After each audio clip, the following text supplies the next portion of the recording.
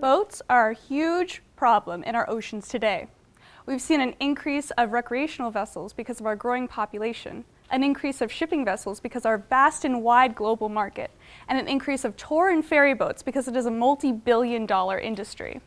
So the question we have to ask ourselves now is, how do all these different boat types affect our marine life?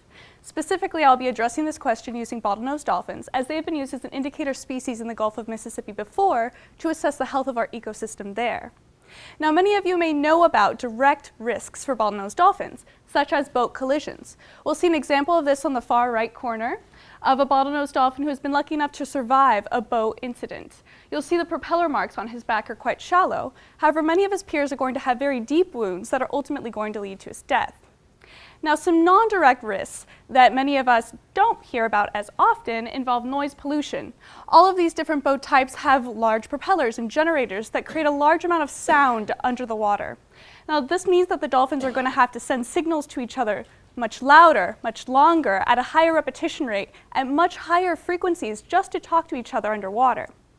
Also, this means that the dolphins' behaviors are going to change as a result of avoiding the boats. For example, the dolphins are going to have to change their path direction more frequently. They're going to have to be traveling longer at a much higher speed, and they're going to be diving longer and deeper.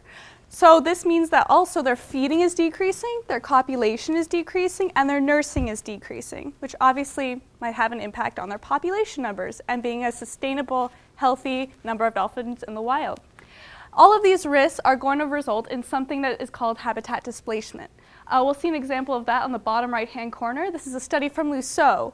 One line is going to symbolize the number of tour boats in an area, and the other line is the number of dolphins in the same area. As we see the number of tour boats increasing in a given area in time, the number of dolphins is drastically decreasing.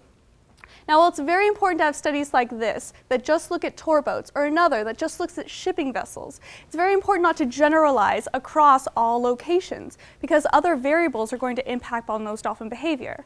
And that's where my study comes into play. I'll be looking at all 7 different boat types surveyed in the Mississippi Sound across 6 years. This allows me the very unique opportunity to look at the similarities and differences of each boat type's effect on bottlenose dolphin behavior to reduce the impact of boats on bottlenose and also bring us one step closer to reducing the impact of boats on all marine life. Thank you.